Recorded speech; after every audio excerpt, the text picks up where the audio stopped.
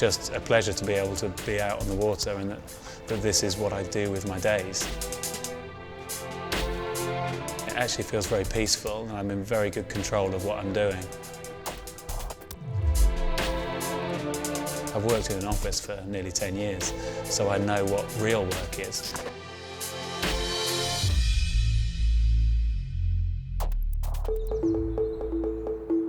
In 2009, when I decided to come back, there was a question mark over whether I would be good enough.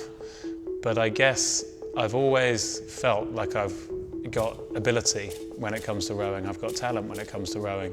And that might sound like an arrogant thing to say, but I'd been able to do things as a 16, 17, 18-year-old that other people hadn't done. And so I couldn't see any reason why, as a 36, 37, 38-year-old, I couldn't do things that other people wouldn't be able to do and wouldn't necessarily expect. The highlight of my rowing career to date would be the Barcelona Olympics in 1992.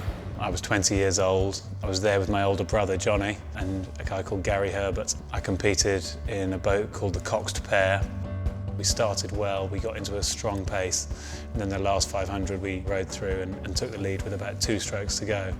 And I had a very small moment of rowing along, realising I was about to be an Olympic champion. It was an incredibly special moment, and one that I think so far is the pinnacle of my sporting career.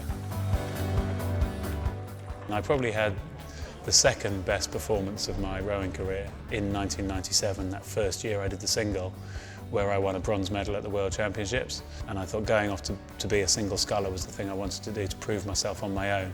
To me, winning a bronze in a single, as well as having won a gold in a rowing sweep boat, is a very special thing to have done, and I think stands me apart from most other rowers.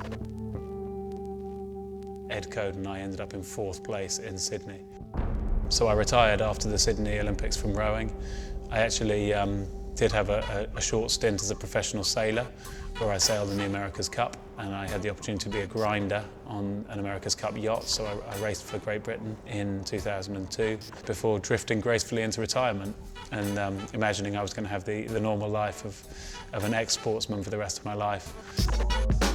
Really until 2009, when I was commentating at the World Rowing Championships, and I got hit by the bug, and I knew that London 2012 was on the horizon, and I had the opportunity to repeat as a 40-year-old what I'd done as a 20-year-old, and to do it in front of our home crowd and to do it in front of my kids. And that was what got me out of retirement, and then has put me on my journey back into the 8, where we've won a silver medal in 2010 and 2011, and the aim is to push on and improve that to make it a gold medal. I guess for me, it's interesting coming from having worked, because in most working situations, you have an age range, and a 40-year-old could easily work with a 20-year-old, and you're judged on merit rather than on what music you listen to. And I find that's exactly the same within the rowing team, actually. That sure, we have a bit of a laugh, and I don't mind being called the old man, or dad, or granddad, but the fact is I need to produce my best and produce the performance on the water and in the gym and all the tests and everything else that we do.